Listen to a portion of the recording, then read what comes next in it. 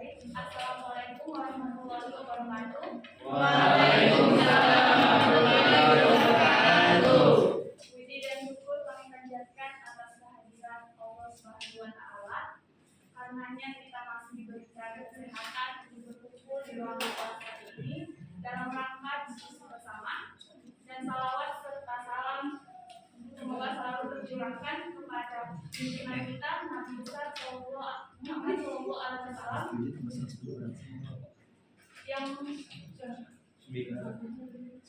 yang telah membawa kita dari zaman kegelapan ke zaman yang terang benderang seperti saat ini.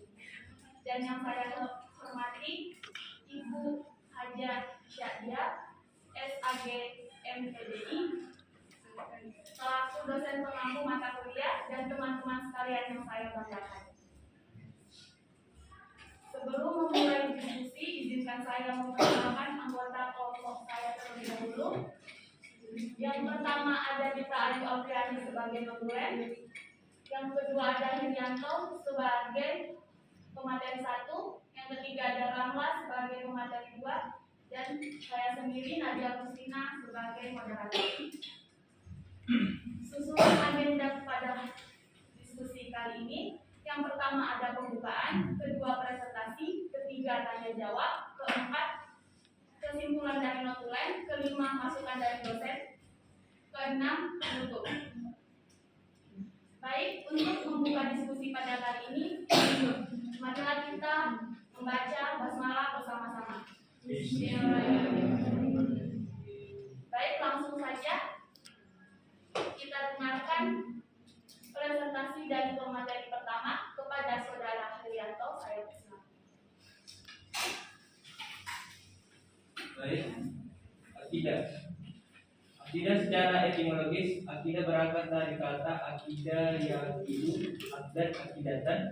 Kaitan antara arti kata akdan dan akidah adalah keyakinan itu tersimpul dengan kokoh di dalam hati, bersifat mengikat dan mengandung perjanjian. Jadi akidah adalah sesuatu yang diyakini oleh seseorang.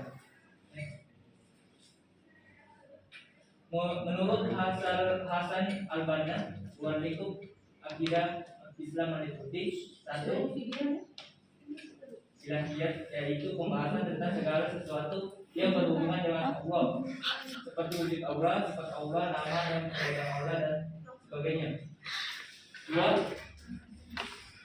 Nubuwah, yaitu pembahasan tentang segala sesuatu yang berhubungan dengan Nabi dan Rasul. Pembicaraan mengenai kitab Allah yang dibawa para Rasul, mukjizat, rasul dan lain sebagainya. 3. Ruhaniyat, yaitu tentang segala sesuatu yang berhubungan dengan alam metafisik seperti jin, iblis, syaitan, roh, malaikat dan lain sebagainya. 4. Syar'iyat, yaitu pembahasan tentang segala sesuatu yang hanya bisa diketahui lewat syar'i, yakni dalil nakli berupa Al-Quran dan As-Sunnah, seperti alam pasca, akhirat dan azab kubur, tanda-tanda kiamat, surga, neraka dan lainnya. Sumber akidah. Sumber akidah Islam adalah Al-Quran dan Sunnah, artinya informasi apa saja yang harus diyakini hanya diperoleh melalui Al-Quran dan Al-Sunnah. Al-Quran memberikan penjelasan kepada manusia tentang segala sesuatu. Firman Allah, dan kami turunkan kepadamu Alkitab, Al-Quran untuk menjelaskan segala sesuatu dan petunjuk serta rahmat bagi orang-orang yang berserah diri. Quran surah Al-Nahl ayat 16 sampai 9. Next.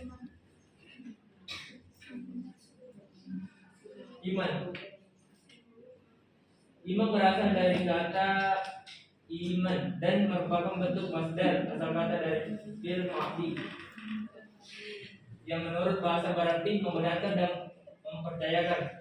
Sedangkan menurut istilah, imam adalah membenarkan dalam hati, mengikrarkan dengan lisan dan mengamalkan dengan anggota badan. Keimanan adalah kepercayaan yang kokoh kepada Allah SWT. Syekh Husain bin Auda Al-Awaisyah menyebutkan bahwa imam adalah keyakinan dalam hati, ucapan dengan lisan, dan perbuatan dengan anggota tubuh. Next. Manfaat beriman. Satu, keimanan melenyapkan kepercayaan kepada kekuasaan benda. Artinya orang beriman hanya percaya pada kekuatan dan kekuasaan Allah. Dua, keimanan menanamkan semangat berani menghadapi maut. Artinya takut menghadapi maut menyebabkan manusia menjadi pengecut. Tiga, keimanan menanamkan sifat sehat dalam kehidupan. Artinya rezeki atau mata pencaharian memegang peranan penting dalam kehidupan manusia.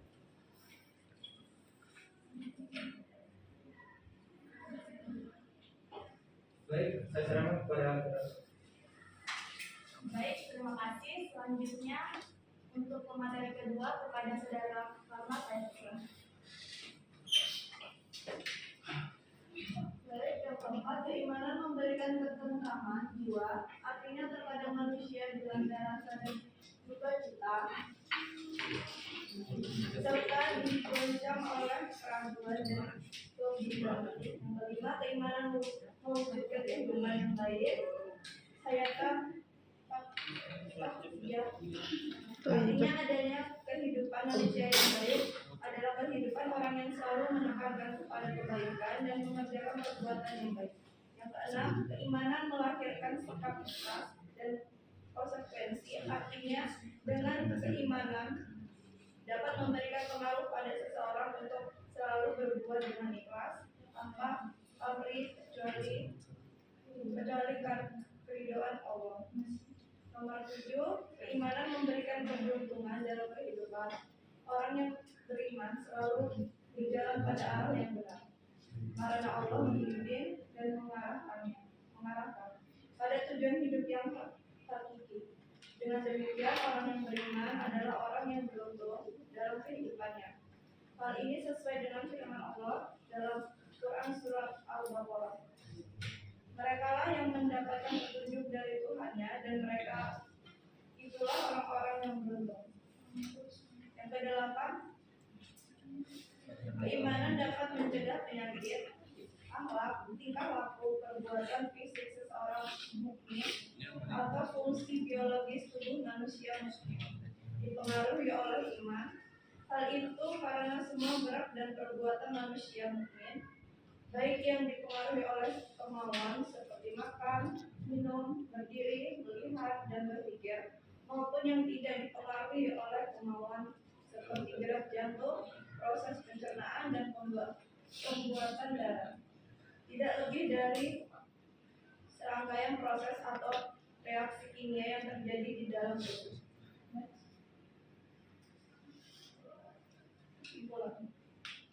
Dalam Islam, hal yang menyangkut kepercayaan dan keyakinan disebut iman atau beriman. Kehidupan yang serba terbuka menjadikan ruang persoalan hidup menjadi semakin kompleks dan beragam, baik yang berasal dari diri maupun dari luar, sehingga tanpa disadari kebutuhan spiritual merupakan keniscayaan pada diri manusia. Seseorang dinyatakan beriman bukan hanya percaya terhadap sesuatu, melainkan percaya itu mendorongnya untuk mengucapkan dan melakukan sesuatu sesuai dengan keyakinan. Baik, saya kembalikan ke Baik, terima kasih atas presentasi yang telah disampaikan oleh pemateri. Selanjutnya kita memasuki sesi tanya jawab. Kepada teman-teman yang ingin bertanya, silakan memperkenalkan diri, asal kelompok, dan pertanyaan. Baik, saudari Puput. Perkenalkan, nama saya Puput Inikasari dari kelompok 3. Saya ingin bertanya, yang pertama itu bagaimana cara menjaga keyakinan atau akidah dalam diri seorang agar tetap kuat? Baik, terima kasih atas pertanyaannya. Selanjutnya, apakah ada yang ingin bertanya? Baik, saudari Umi Bantul Fadilah.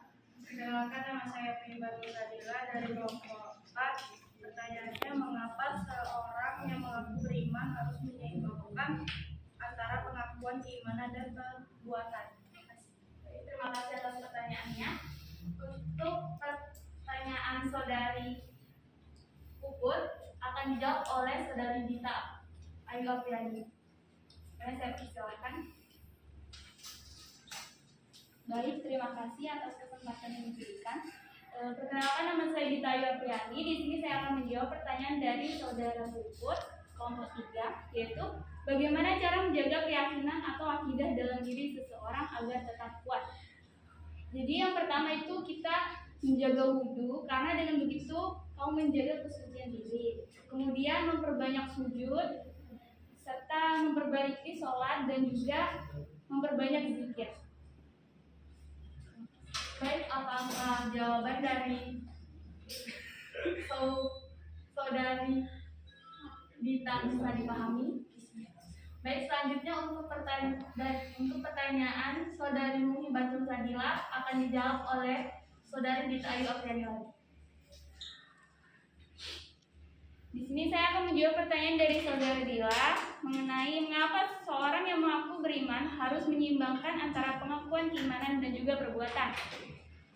Itu karena apabila salah satunya hilang, kesungguhan menjalankan Islam menjadi tidak sempurna. Iman tanpa amal itu hampa, sedangkan amal tanpa iman itu percuma. Hal ini terlihat dari sabda Nabi SAW, Allah tidak menerima iman tanpa amal perbuatan dan tidak pula menerima amal perbuatan tanpa iman. Terima kasih. Baik, apakah jawaban dari saudari Dita Ayu Apriani bisa dipahami? Terima kasih. Baik, apakah ada lagi teman-teman yang ingin bertanya? Saudari Dwi Angelika. Perkenalkan, nama saya Dwi Angelika Safitri dari kelompok 2. Apa yang menyebabkan keimanan seseorang tidak stabil? Baik, terima kasih atas pertanyaannya. Selanjutnya apakah teman-teman yang ingin bertanya? Baik, saudari Yogi. Saudara Yogi. Baik, pertanyaannya dari kelompok 2. Pertanyaannya, apakah semua sistem kepercayaan atau keyakinan bisa dianggap sebagai akidah? Baik, untuk pertanyaan dari saudari Dwi Angelika Safitri akan dijawab oleh saudara Herianto. Saya persilahkan. Baik, di sini saya akan menjawab pertanyaan dari Dwi Angelika Fitri. Pertanyaannya yaitu apa yang menyebabkan keimanan seseorang tidak stabil? Yaitu maksiat adalah salah satu penyebab futur yang paling fatal. Maksiat menyebabkan turunnya kualitas iman.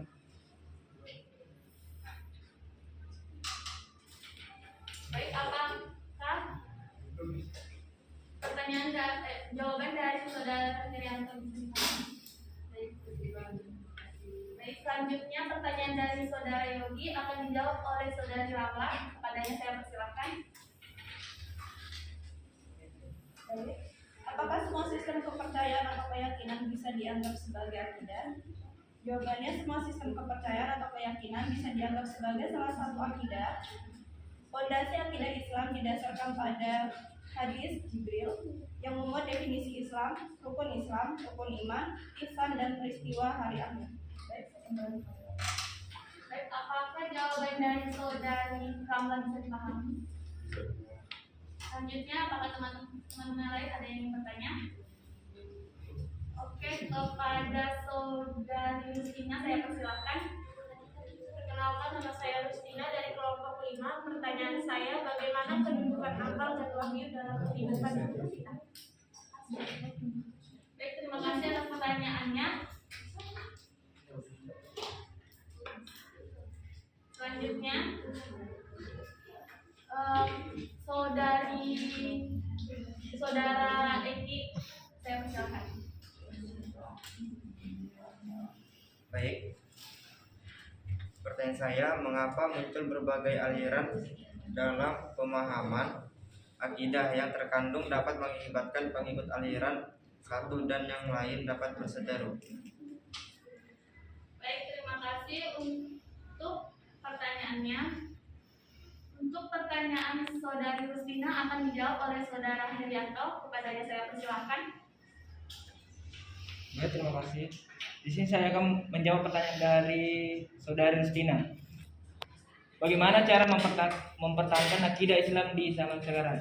Di antaranya menghadiri majelis ilmu, perbanyak zikir, mendirikan sholat, berteman dengan orang-orang soleh, perbanyak membaca buku tentang agama.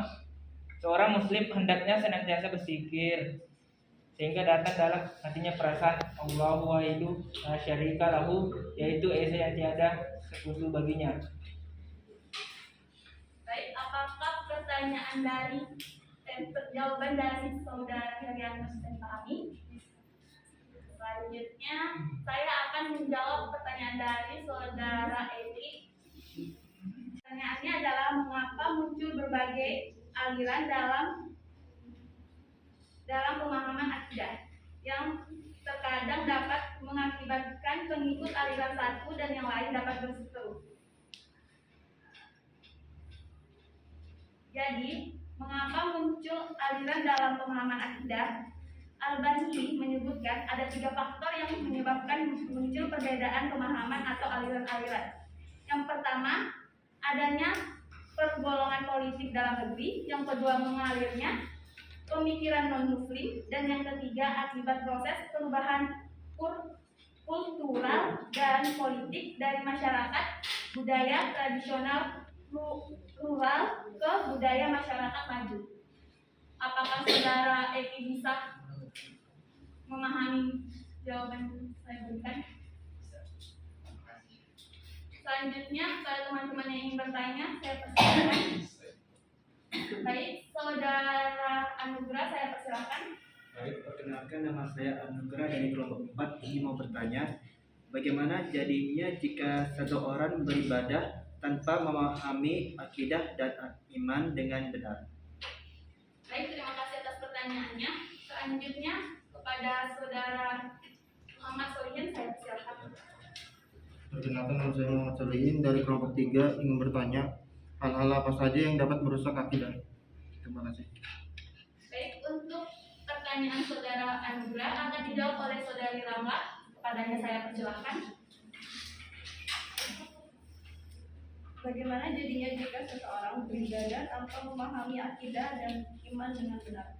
Amalan yang dikerjakan tanpa landasan akidah yang benar menjadi sia-sia, misalnya beramal hanya karena ingin dipuji. Baik, kepada saudara Anugrah, apakah jawaban dari saudari Ramla bisa dipahami? Baik, paham. Terima kasih. Selanjutnya, untuk pertanyaan saudara Solihin, saya akan menjawab. Pertanyaannya adalah hal-hal yang dapat merusak akidah. Yang pertama, hal yang dapat merusak akidah adalah syirik.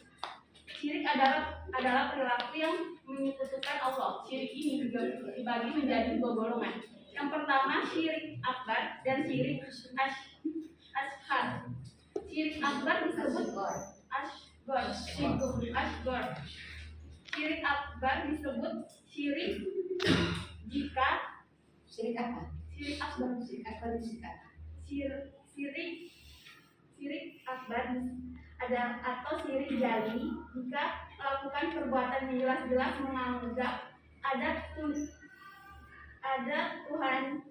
lain selain Allah, dan Tuhan itu dijadikan sebagai tanding di samping Allah Subhanahu wa Ta'ala. Jadi syirik akbar itu kalau ditranslate ke Indonesia adalah syirik besar. Syirik besar. Dan syirik asghar ialah perbuatan yang secara tersirat mengandung pengakuan ada yang kuasa di samping Allah Subhanahu wa Ta'ala. Misalnya pernyataan seorang, jika seandainya saya tidak ditolong oleh dokter, itu saya pasti akan mati. Kalau syirik asghar itu syirik kecil. Jadi ada syirik besar, syirik kecil.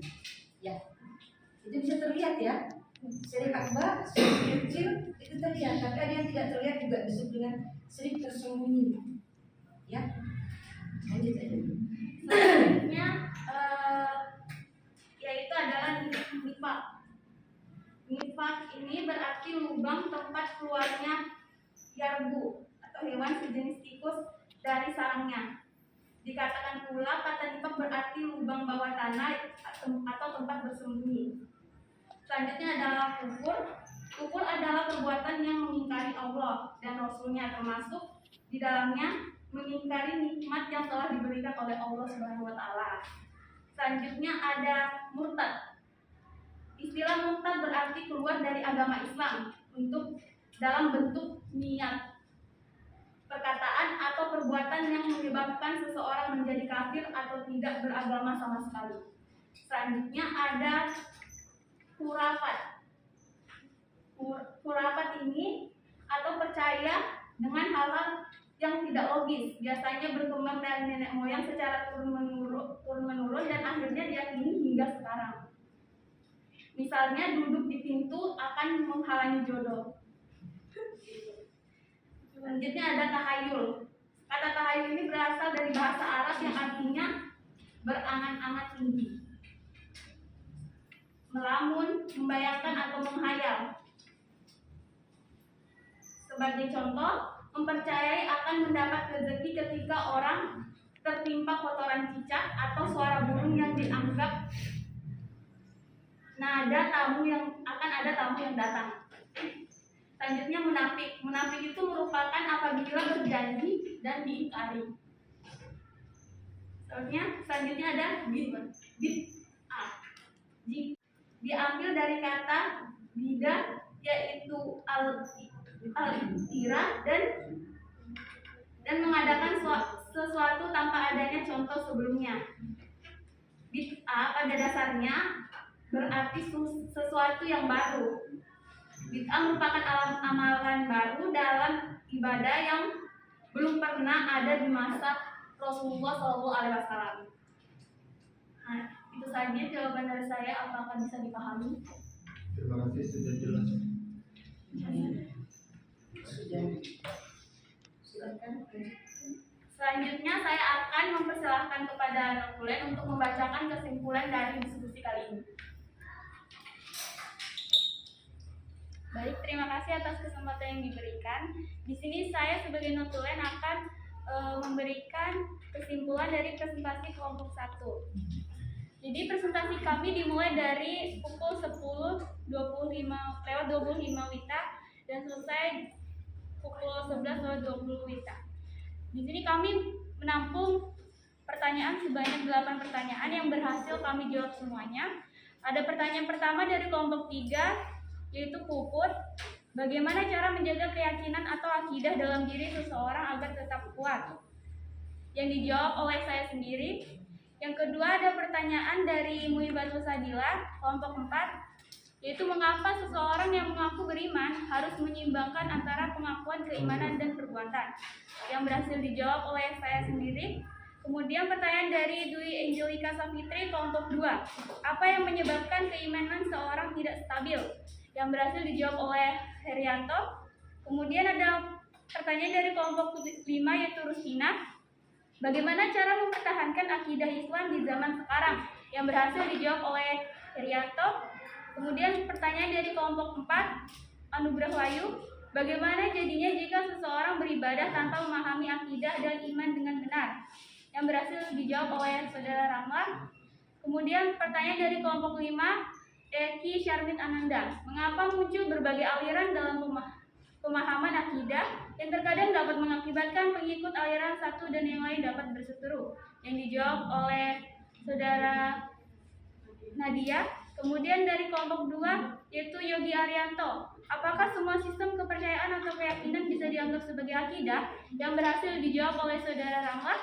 Dan pertanyaan terakhir dari kelompok 3, yaitu Solihin, hal-hal apa sajakah yang merusak akidah? Yang berhasil dijawab oleh Saudara Nadia. Sekian dari saya kembalikan ke moderator. Baik, terima kasih Nokulen. Selanjutnya kita masuk ke sesi masukan kepada Ibu Haja Isyadiyah SAG MPDI. Saya persilakan. Terima kasih ya. Hari ini cukup lancar tanya jawabnya. Yang perlu di stressing itu adalah pada hal-hal yang merusak akidah. Kadang-kadang ini kita tidak sadari, terutama yang menyangkut tentang syirik kecil ya, syirik asghar itu. Kita tidak menyangka ternyata itu termasuk bagian dari syirik ternyata. Kira-kira sebelum dijelaskan ada enggak yang bisa memberikan satu contoh yang kita tidak sadar dan kita lakukan bahkan hampir tiap hari? Kira-kira apa ya? Maka kita nikmati. Ada satu contoh saja. Kita tidak menyangka bahwa itu ternyata syirik kecil. Makanya ada contoh ketika orang menyatakan bahwa aku sembuh karena minum obat ini, syirik ya. Ternyata dia bukan, tapi obat ini. Atau aku kalau pergi ke dokter itu pasti sembuh. Atau aku kalau pergi ke bidan, kan bagi bidan, itu aku enak loh melahirkan. Ayo, itu yang kita tidak sadari, ya. Tapi jarang sih kita mengucapkan itu. Kadang-kadang kan, tapi temporal aja itu masanya. Jadi ada yang sering kita lakukan tanpa kita sadari. Kadang di kamar mandi, kadang sambil pakai baju, kadang sambil jalan. Kalau kita sudah sendiri melamun, apa ya? Kita sendiri. Dan itu sudah sangat familiar. Apa contohnya? Senang nyanyi, kita jadi senang nyanyi. Biar suaranya pas-pasan juga senang nyanyi. Kayak ibu juga senang nyanyi. Kadang anak-anak pas dia nyanyi, amin, gitu nyanyi apa berdoa sih, dia seperti itu. Senang nyanyi ya, hati-hati loh. Apa yang kita ucapkan itu doa. Nyanyi itu ucapan apa? Bukan. Ucapan. Kalau berulang-ulang, pas malaikat lewat, dikabulkan, gimana kira-kira? Jadi ingat, hati-hati kalau menyanyi. Mulai sekarang jangan lagi nyanyi yang sedih-sedih, sesuatu yang gak enak. Nyanyi sesuatu yang membuat kita gairah hidup. Nyanyi sesuatu yang membuat kita termotivasi. Pas lewat nyanyi, pas lagi sedih lagi kan, pulangkan aku pada orang tua. Ini baik-baik aja kehidupannya. Udah, tiba-tiba aja rumah tangganya berantakan. Bikin kita pulang sendiri, malaikat lewat, amin kata malaikat. Nggak ngajar. Ini satu contoh yang dulu. Kalian kenal nggak Bentaria Sonata? Kenal? Belum lahir kalian mungkin ya. Nia Daniati masih hidup nikah. Ya, udah nyanyi yang senyum. Ya tadi termasuk. Pulangkan saja. Dan sampai selesai deh. Itu nyanyinya tentang keretakan rumah tangga. Padahal mereka belum berumah tangga. Sekarang bagaimana? Itu kalau balik kami loh. Berantakan dua-duanya benar. Itu akibat salah satunya mungkin karena nyanyinya dikabulkan berulang-ulang, nyanyi bahkan berapa kali, nanti di panggil show nyanyi itu lagi, terus lewat malaikat kabulin dia, iya deh, ulangkan kamu. Hati-hati dengan nyanyi, ya. Terus bagaimana kaitannya dengan syirik?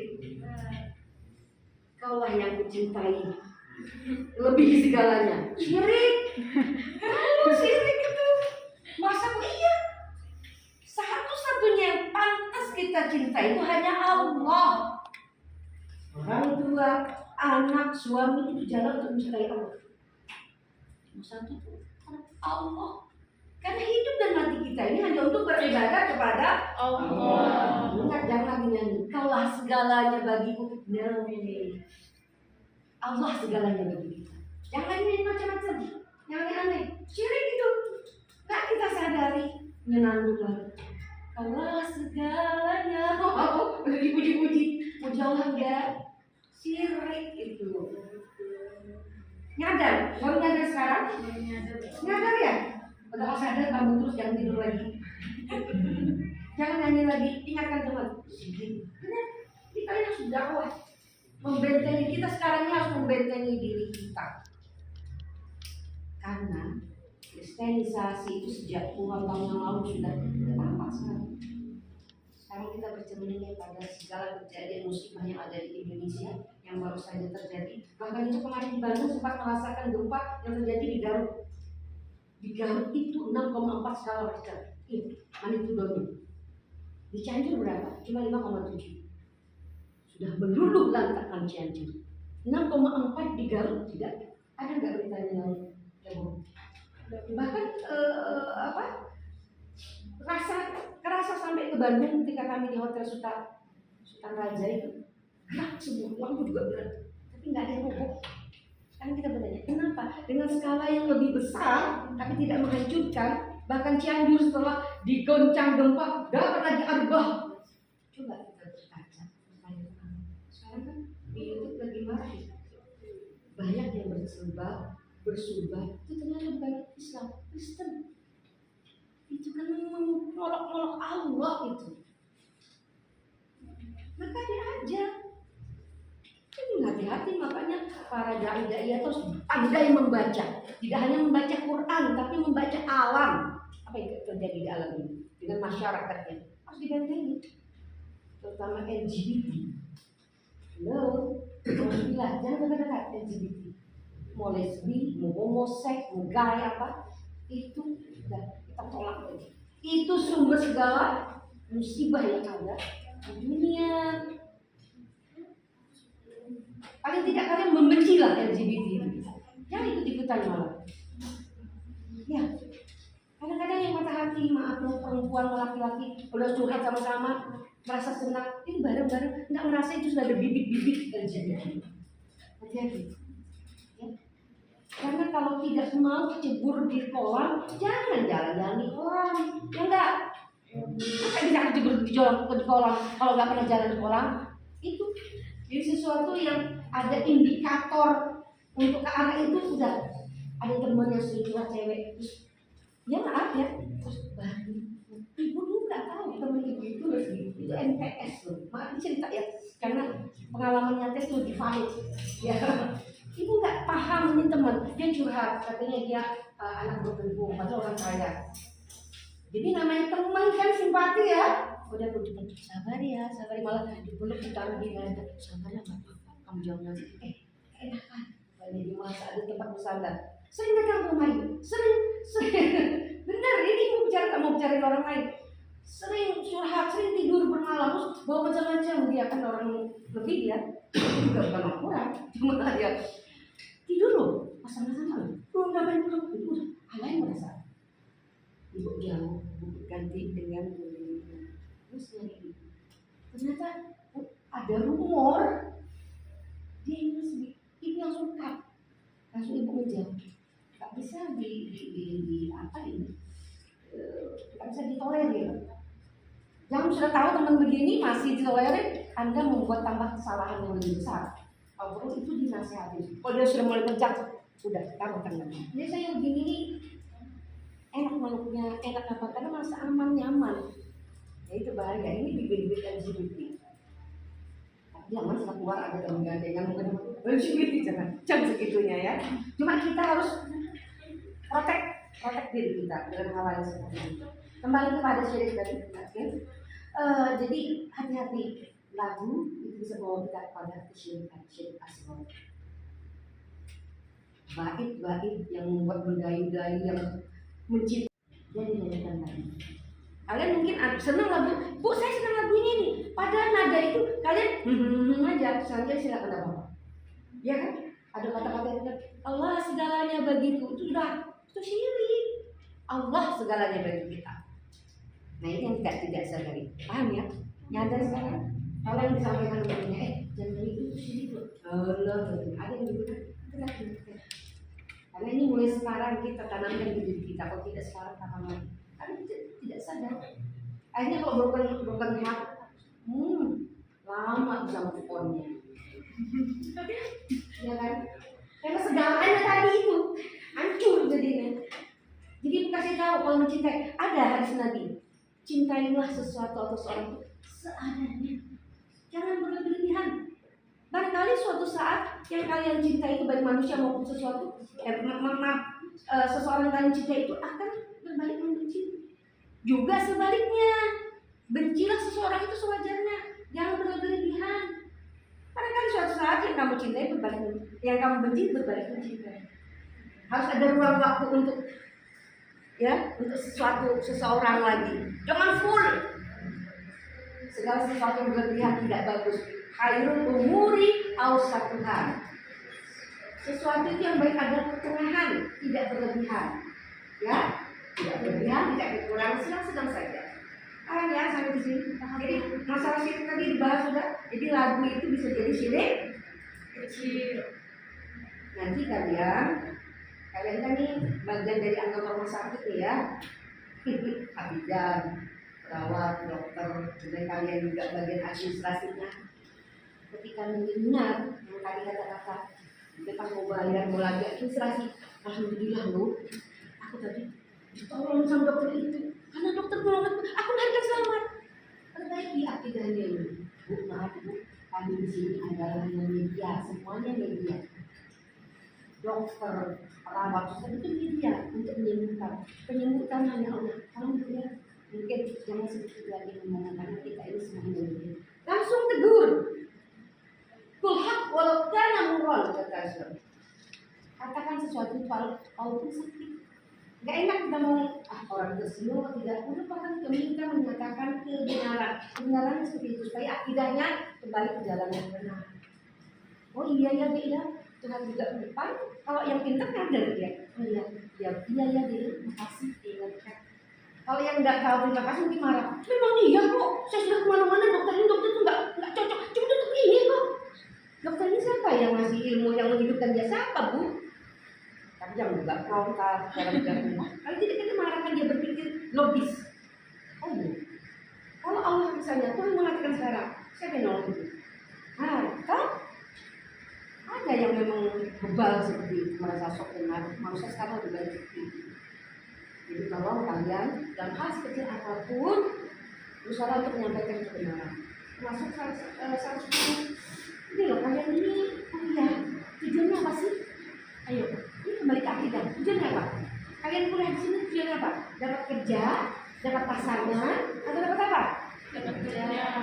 Dapat kerja. Kerja karena apa? Mau kaya? Mau apa?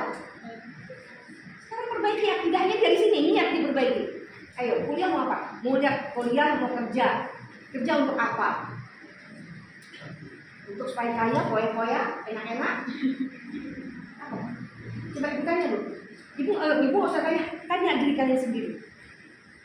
Kuliah, mau kerja, terus apa? Goalnya apa? Tujuan sebenarnya apa?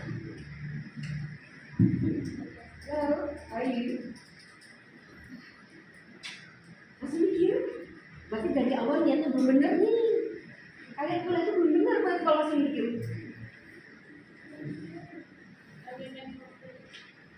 Ya, sekarang belajar. Kan segala sesuatunya jin dan manusia diciptakan Allah itu hanya untuk beribadah, apapun pekerjaannya. Jadi niat kita tuh kuliah untuk ibadah kepada Allah.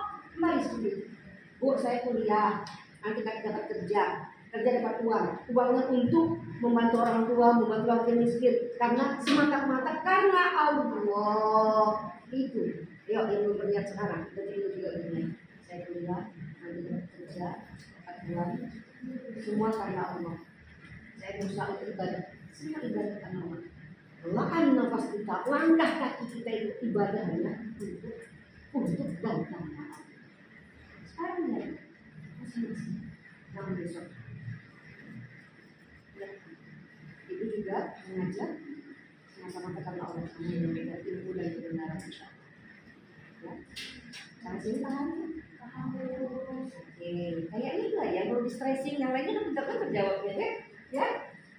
Dan paham kayaknya karena tidak ada lagi yang menyanggah atau menambah. Karena begini, dalam sebuah presentasi diskusi itu ada dua, ada yang bertanya, berupa pertanyaan. Ada yang mengungkapkan pernyataan.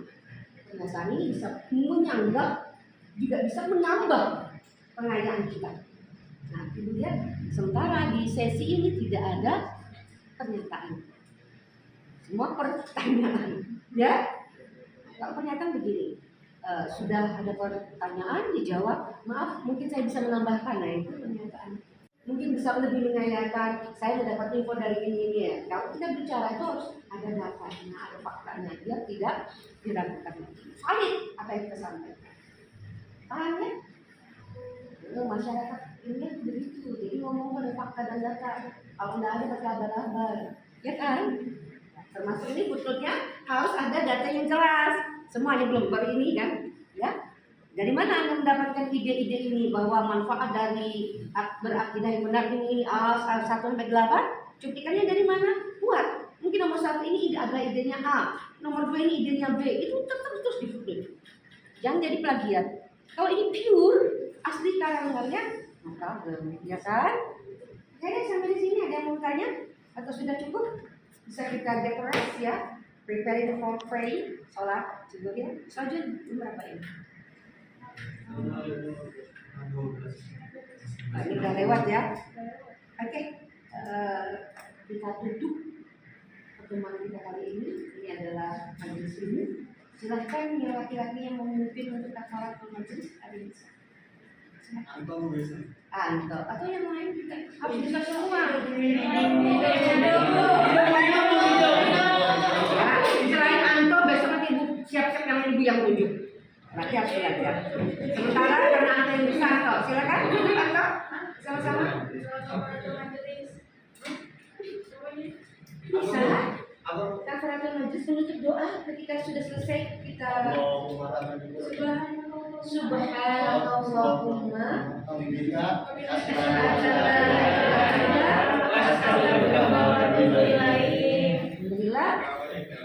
Assalamualaikum warahmatullahi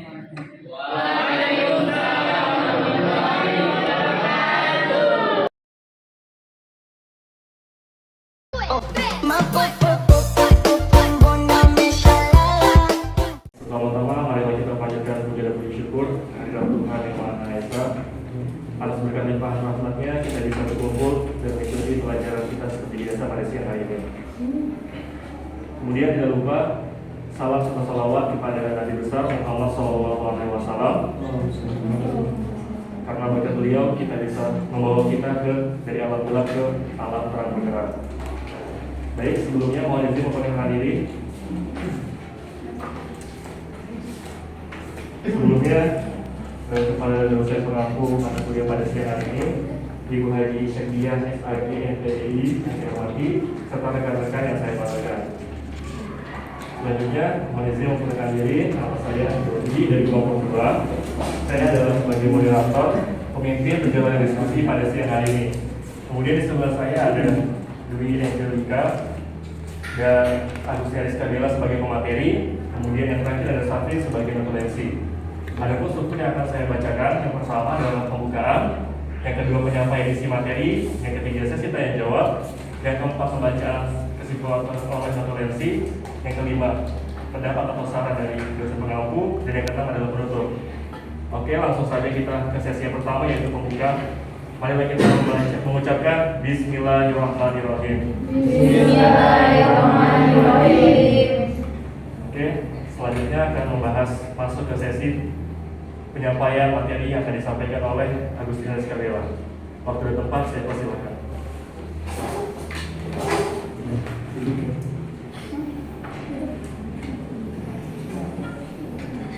Baik, apa itu wahyu dan akal?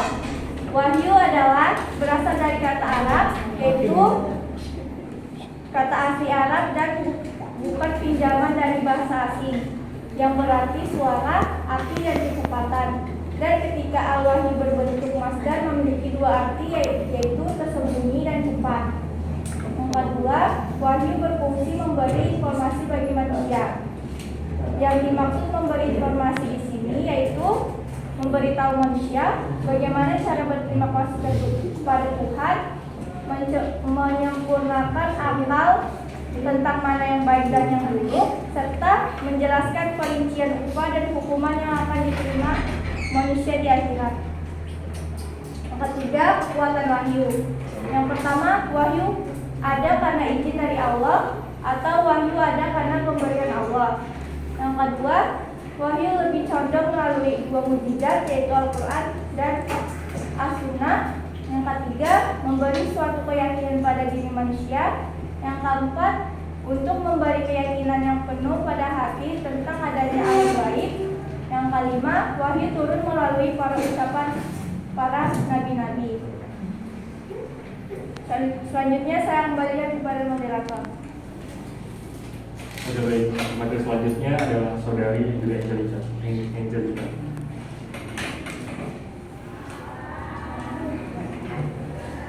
Baik, selanjutnya saya akan menyampaikan materi tentang akal, yaitu akal sudah menjadi kata Indonesia berasal dari bahasa Arab, yaitu al-aqlu, yang dalam bentuk kata benda. Al-Quran hanya membawa bentuk kata kerjanya aqlu dalam satu ayat kata benda. Al-Quran hanya membawa aqalu dalam satu ayat. Takyur 24 ayat Nakil 1 10 ayat 30 ayat dan 22 ayat kata-kata itu datang dalam arti paham dan mengerti. Maka dapat diambil arti bahwa akal adalah peralatan manusia yang memiliki fungsi untuk membedakan yang salah dan yang benar, serta menganalisis sesuatu yang kemampuannya sangat luas. Fungsi akal yaitu yang pertama ada sebagai tolak ukur akan kebenaran dan kebatilan. Yang kedua sebagai alat untuk menemukan solusi ketika permasalahan datang. Yang ketiga sebagai alat untuk mencerna berbagai hal dan cara tingkah laku yang benar. Yang ketiga yaitu ada kekuatan akal. Yang pertama yaitu mengetahui Tuhan dan sifat-sifatnya. Yang kedua mengetahui adanya hidup akhirat.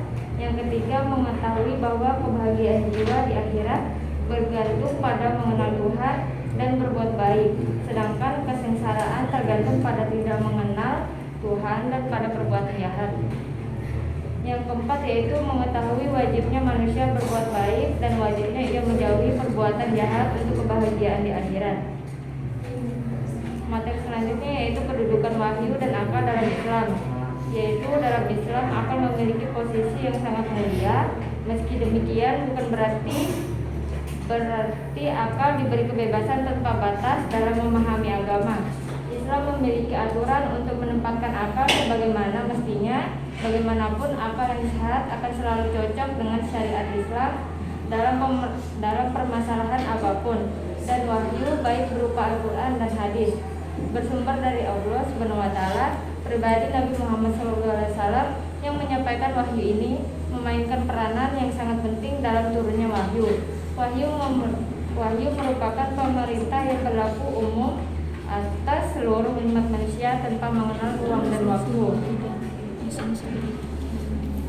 Baik perintah itu disampaikan dalam bentuk umum atau khusus. Apa yang dibawa oleh wahyu tidak ada yang bertentangan dengan akal. Bahkan ia sejalan dengan prinsip-prinsip akal. Baik, selanjutnya saya akan alihkan ke moderator. Baik, terima kasih kepada kedua belah pihak materi atas yang telah disampaikan. Selanjutnya kita masuk ke sesi tanya jawab. Menurut teman-teman yang ingin bertanya, silakan angkat tangannya, perkenalkan nama dan inisial kelompoknya. Waktu dan tempat saya persilakan. Lihat. Perkenalkan, nama saya Muhammad Solihin dari kelompok 3 ingin bertanya, bagaimana jika terjadi pertentangan antara akal dan wahyu? Terima kasih. Baik, selanjutnya kita. Perkenalkan, nama saya Gita Yuliani dari kelompok 1. Di sini saya ingin bertanya, bagaimana tanggapan kelompok Anda ketika akal bertentangan dengan wahyu? Yang seperti kita ketahui pada zaman sekarang banyak sekali anak muda yang lebih mementingkan logika. Oke, baik, terima kasih. Untuk pertanyaan dari kelompok 3, Saudara Solihin akan dijawab oleh Saudari Agustina. Baik, saya akan menjawab pertanyaan Solihin dari kelompok 3. Bagaimana jika terjadinya pertentangan antara akal dan wahyu? Jika terjadinya pertentangan antara ketetapan akal dan ketentuan wahyu, maka wahyu harus ditakwilkan supaya sesuai atau mendukung ketetapan akal. Oke, baik, gimana Saudara Solihin? Oke, baik, terima kasih. Untuk pertanyaan dari kelompok 1, Saudara Lisa akan saya jawab sendiri. Bagaimana tanggapan kelompok Anda jika akal bertentangan dengan wahyu? Yang seperti kita ketahui pada zaman sekarang banyak anak muda yang mementingkan logika. Baik, akal dan wahyu tidak akan saling bertentangan. Akal yang lurus dan sehat akan selalu berjalan bersama dengan wahyu yang benar.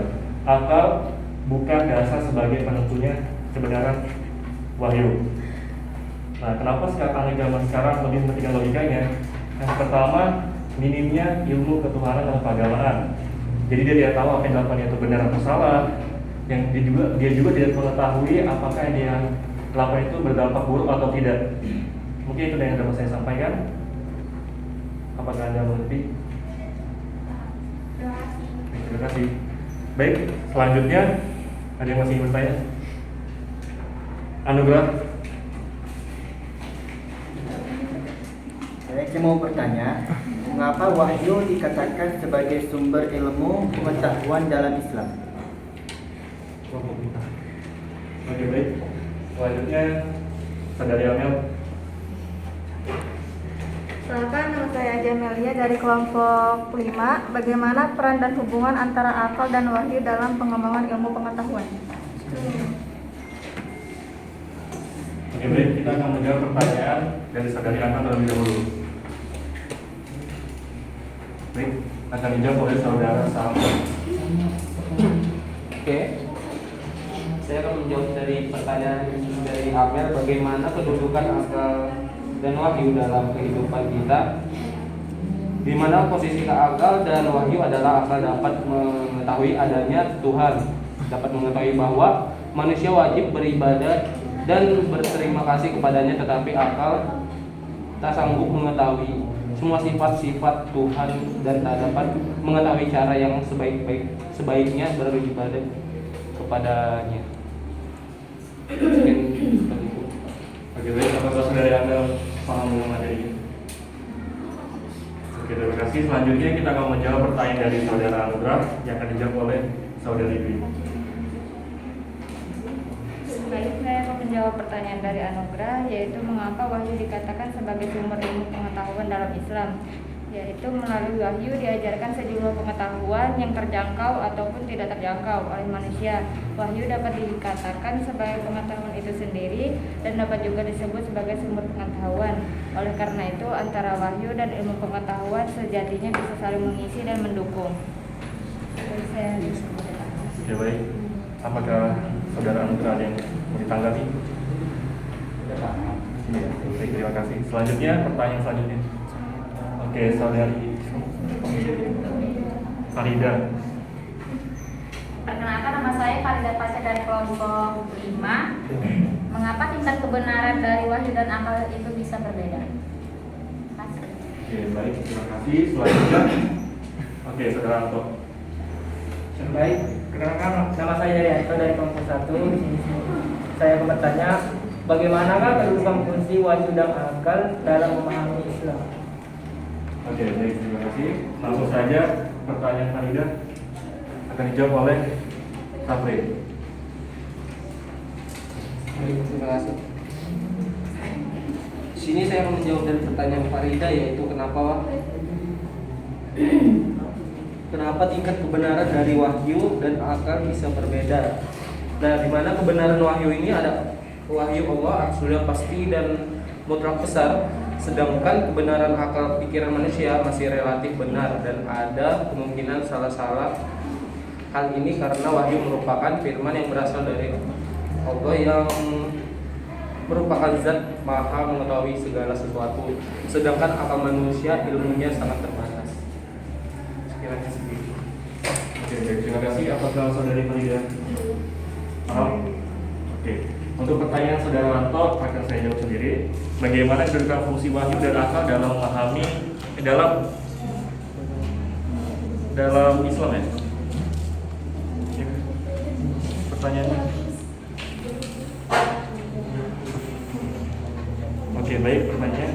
Dari pemikiran teologi Islam, maka fungsi akal adalah bisa mengetahui adanya Tuhan, dan fungsi wahyu ialah menguatkan pendapat akal melalui kesakralan yang dimiliki oleh wahyu.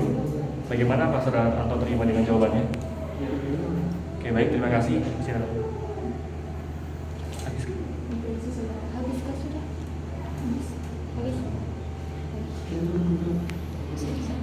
Oke, baik.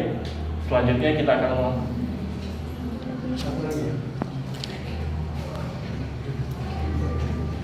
Oke, baik. Selanjutnya pertanyaan selanjutnya. Oke, saudara Redo. Nama saya Dery Pratama dari kelompok 4. Saya ingin bertanya ketika pendapat akal bertentangan dengan dalil-dalil Al-Quran dan hadis, manakah yang harus didahulukan? Inilah yang diyakini. Oke, baik, langsung saja dijawab oleh saudara Safri.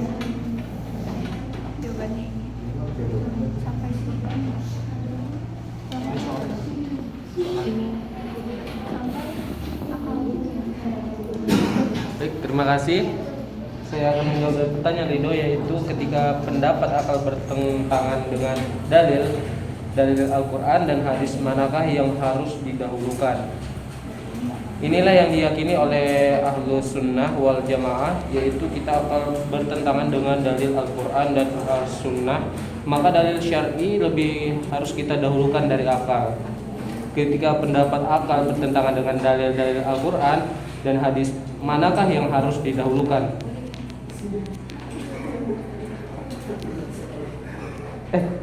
Itu aja sih.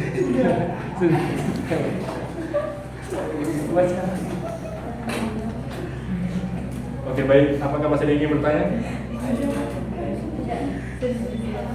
Oke, alhamdulillah tidak ada yang bertanya lagi. Saya akan tutup sesi bertanya jawabnya. Dan sekarang kita masuki sesi pembacaan kesimpulan oleh satu leksi. Kepada saudara Safri, saya persilakan.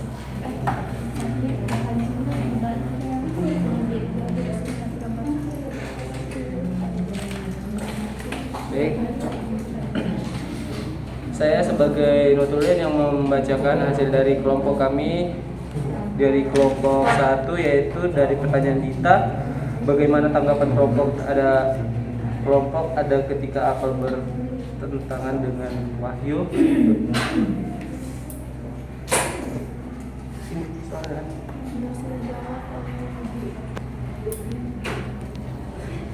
Kita ketahui pada tahun sekarang banyak sekali anak-anak muda yang lebih mementingkan logikanya telah berhasil dijawab oleh Yogi. Dan pertanyaan yang kedua dari Herento, bagaimanakah kedudukan fungsi wahyu dan akal dalam memahami Islam, telah berhasil dijawab oleh Yogi dari kelompok 1. Selanjutnya yang dari kelompok 3, yaitu pertanyaan dari Solihin. Bagaimana jika terjadi pertentangan antara akal dan wahyu, telah berhasil dijawab oleh Bella Agustinus Bella.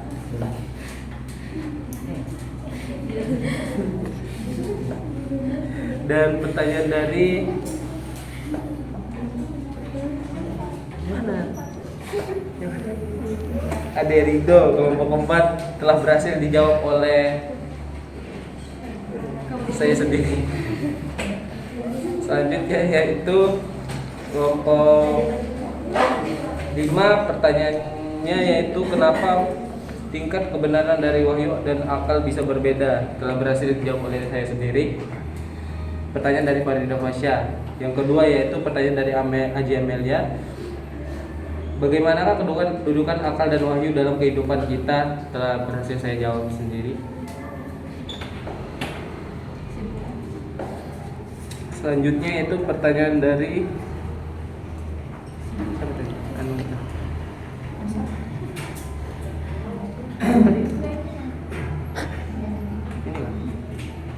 pertanyaan dari Anugrah dari kelompok 4, mengapa wahyu dikatakan sebagai sumber ilmu pengetahuan dalam Islam, telah berhasil dijawab oleh Dwi Angelica. Dan itu ya kan? Kesimpulannya itu wahyu adalah pengetahuan yang didapatkan oleh seseorang dalam dirinya sendiri, disertai keyakinan bahwa semua itu datang dari Allah Subhanahu wa taala, baik melalui pelantara maupun tanpa pelantara, baik menjelma seperti suara yang masuk dalam telinga ataupun lainnya. Sedangkan akal adalah peralatan manusia yang memiliki fungsi untuk membedakan yang salah dan yang benar, serta menganalisis sesuatu yang kemampuannya sangat luas. Kedudukan antara wahyu dalam Islam sama-sama penting, karena Islam tak akan terlihat sempurna jika tak ada wahyu maupun akal. Dan kedua hal ini sangat berpengaruh dalam segala hal dalam Islam. Dapat dilihat dalam hukum Islam antar wahyu dan akal ibarat penyeimbang. Andai ketika hukum Islam berbicara yang identik dengan wahyu, maka akal akan segera menerima dan mengambil kesimpulan bahwa hal tersebut sesuai akan suatu tindakan yang terkena hukum tersebut. Sekian, terima kasih, saya kembalikan kepada moderator. Oke, baik, terima kasih atas penyampaian materi dan toleransinya. Selanjutnya kita akan serahkan kepada Ibu Terus mata pelajaran kita pada siang hari ini. Oke, ini tentang akal dan wahyu ya. Yang jelas kedudukan wahyu itu lebih tinggi dari akal. Ya. Wahyu tidak bisa dirubah, tapi akal bisa dirubah dan berubah. Nah, sekarang kalau ada sesuatu permasalahan, ya, sudah ada jelas wahyunya, tapi seseorang atau manusia itu masih melalaikannya, berarti dia tidak menggunakan akalnya secara maksimal. Sekarang gue tanya, apa perbedaan hewan dengan manusia? Makhluk lainnya, apa perbedaan? Atau apa yang membedakan? Nah, pertanyaan gitu aja. Apa yang membedakan antara manusia dengan hewan, tumbuh-tumbuhan dan binatang dan yang lainnya? Apa yang membedakan? Akal. Tapi sekarang ibu tanya, bisakah manusia itu kedudukannya lebih dari hewan atau binatang? Bisa. Kalau yang jawab bisa, mana angkat tangan? Oke, ibu mau tahu mana yang belum bisa. Sekarang begini, kita kembali lagi sebagai masyarakat masyarakat akademis, masyarakat ilmiah. If you say yes or not with reason, artinya kamu ngomong ya, setuju, tidak setuju, tidak benar, harus ada reason, ada alasan, ada dasarnya supaya orang bisa mengatakan, oh dia punya alasan nih, kita nggak bisa menyalahkan dia. Nah sekarang ditanya, tadi katanya bisa, menunjukkan manusia bisa lebih rendah dibandingkan hewan. Kenapa? Why? Ya, alasannya apa? Ada nggak? Mana sih yang tadi bilang bisa? Show of your face. Dan ditunjukkan dirimu mana? Tadi betul tadi bisa. Ayo, yang lain malah nggak berani jadinya karena disuruh memberikan. Jangan begitu. Sekarang kita silakan. Bisa bu, alasannya ini. Masalah benar dan salah penantangan. Mungkin ngomong dulu. Ibu mau dengar kenapa? Artinya dengan berpikir, berbicara, ini otaknya jalan, akalnya jalan. Kita harus menjalankan otak kita ini. Ada anekdot, ya tahu nggak anekdot itu? Tahu nggak anekdot itu apa? Itu sindiran. Kalau lewat gambar namanya karikatur, ya sindiran. Kalau lewat bahasa anekdot. Jadi gini, katanya otak yang paling bagus itu otak orang Indonesia, masih sempurna katanya. Kenapa? Karena nggak digunakan. Nggak digunakan untuk berpikir, diem aja, nerimo aja. Coba ibarat-ibarat kalau digunakan kan aus ya. Ternyata tidak, untuk apa semakin digunakan semakin bagus. Jadi anekdotnya orang itu bikin geli dan memalukan. Kalau mau transplantasi otak, cari otak Indonesia. Kenapa? Masih bagus. Apa bagus? Nah digunain berpikir. Nah untuk itu kan malu-maluin. Nggak berpikir, nggak mau mikir, diem aja, nerimo aja, aja. Ya. Tidak seperti itu ya untuk kita ya, nauzubillah. Jadi bisa kedudukannya lebih rendah dari hewan kalau dia tidak mengikuti perintah Allah dan menjauhi segala yang mulia hewan. Kita lihat sendiri ada anjing ya yang begitu berterima kasih dengan tuannya sampai mati ikut mati setia sampai mati ya. Kelaparan dia yang mencarikan makan ya. Di YouTube tuh terserah itu pakai mereka yacat atau tidak, itu pembelajaran buat kita. Kita pergi patuhi kepada Tuhan. Masa kita tidak patuh kepada Allah yang menciptakan kita? Nah, berarti kan lebih rendah kedudukannya dari hewan. Itu kiasannya. Jadi pertanyaannya bagaimana Sekarang pertanyaan umum deh, Ibu berikan supaya kita jalan sama-sama. Bagaimana cara kita memaksimalkan akal kita? Ini bisa masuk ke dalam sesi kesehatan, ya kan? Ada cara nggak bagaimana memaksimalkan akal kita? Kalau wahyu nggak usah ditaati, wahyu itu sudah valid, ya. Agama itu ada yang bisa, wahyu itu bisa dipahami dengan akal, tapi ada yang tidak bisa dipahami dengan akal. Contohnya apa? Coba kasih tahu Ibu deh. Kita berpikir ya, ayo berpikir. Gak usah begitu saya ngomong. Kita kira apa? Oh, ngelamun dulu. Apa? Kira-kira?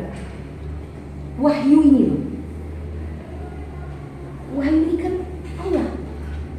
Dari Allah. Valid sudah. Turun kepada manusia sebagai apa tadi tujuannya? Memberi bimbingan ke kita.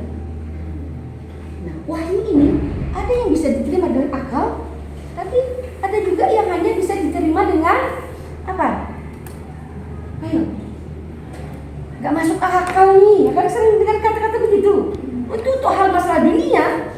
Kadang kita berkata seperti itu, nggak masuk akal nih. Nah, apalagi untuk urusan agama. Kadang ada yang tidak bisa kita cerna dengan akal kita, tapi hanya bisa dicerna dengan apa? Dengan, halo, ayo. Udah. Iman. Good. Dengan iman. Iman kita yang bicara, hati kita yang bicara. Contohnya apa deh? Ya, contohnya apa? Awalnya tidak bisa terima akal, tapi berjalan seiring kemajuan sains justru bisa dibuktikan dengan sains. Sains dan teknologi luar biasa kan? Tapi tetap tidak ada apa-apanya dibandingkan ilmunya Allah. Ilmu kita ini ibarat sebutir pasir di padang pasir. Apa? Ya kan nggak ada apa-apanya. Makanya jangan sombong. Makanya sombong kemudian riya itu masuk syirik. Syirik apa tadi? Lanjutannya syirik kecil. Kenapa dikatakan syirik? Karena sombong itu pakaiannya Allah. Yang berhak sombong itu hanya Allah. Kita tidak bisa, tidak boleh sombong. Justru kesombongan itu akan menghancurkan semua amal kita. Ya, pakaian Allah. Masa kita mau pakai pakaian Tuhan? Nggak bisa, nggak boleh. Forbidden. Apa? Contoh kembali tadi. Ada yang bisa dicerna dengan akal, ada yang bisa dicerna dengan iman. Contohnya, ya, bantu ibu. Ibu bantu ibu atau ibu bantu kalian? Ibu sudah berikan clue-nya tadi. Contoh dulu tentang perjalanan Isra dan Mi'raj. Ya, nah, ada yang percaya nggak? Nggak ada, nggak masuk akal. Dalam hanya satu malam saja bisanya Rasulullah sampai ke dari Masjidil Aqsa ke Sidratul Muntaha.